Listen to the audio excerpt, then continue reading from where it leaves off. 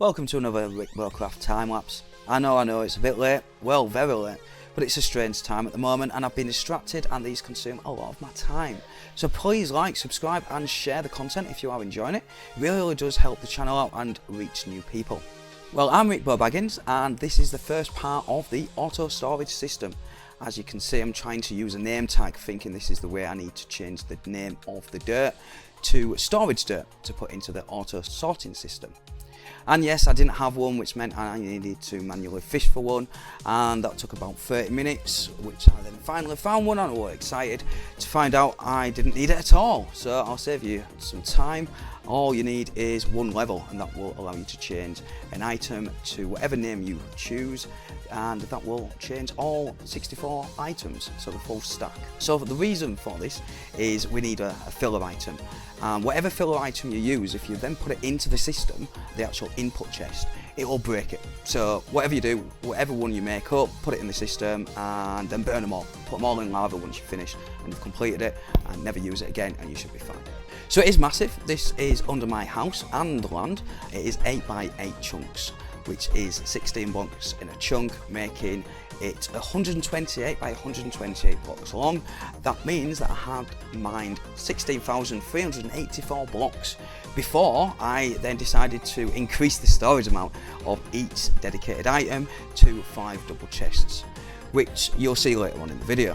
As the sorting system uses redstone, this will allow 22 items to be held in a hopper, which, as we are using filler items, this means we only need to use 2 items in the first slot, which will allow the top row of hoppers to allow each item to drop through to the bottom hopper, which is then connected to the storage system for each said item.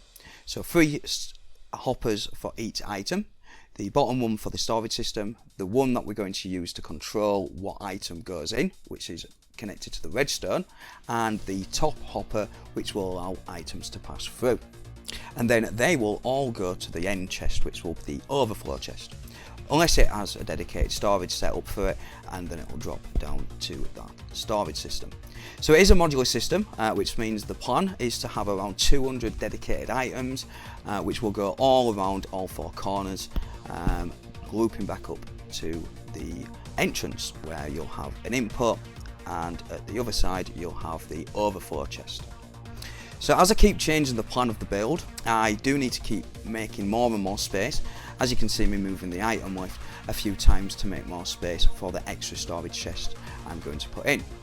This will be then connected to the input chest, which is connected to, and this consists of a redstone clock which is connected to 3 droppers, 2 facing up and the last one facing the direction of the top row of hoppers, which I explained earlier.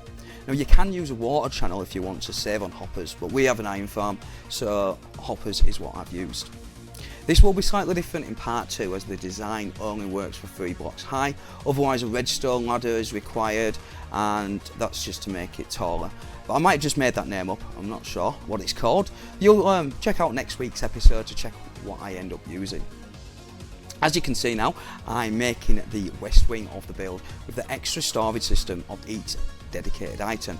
This uses 4 double chests and 2 single chests, only allowing 1 chest to be shown at the bottom for each dedicated item. Now a double chest can have 54 stacks of items. Given that a stack can have 64 items high, this is an astonishing potential total of 3,510 blocks in each double chest. As we're using 5 double chests, this means that we have 17,550 items of each dedicated item before it gets full, and needing to think of any overflow, which will be needed for dirt, cobblestone, etc. But hopefully that will give us a bit of time before we need to start planning and making that happen. Well, this is the first part, so please let me know your thoughts, any questions of course, in the comments below, and I'll get back to you as soon as I can. Please like, subscribe for more content, and come back for next week for part 2. And as always, thanks for watching and happy gaming.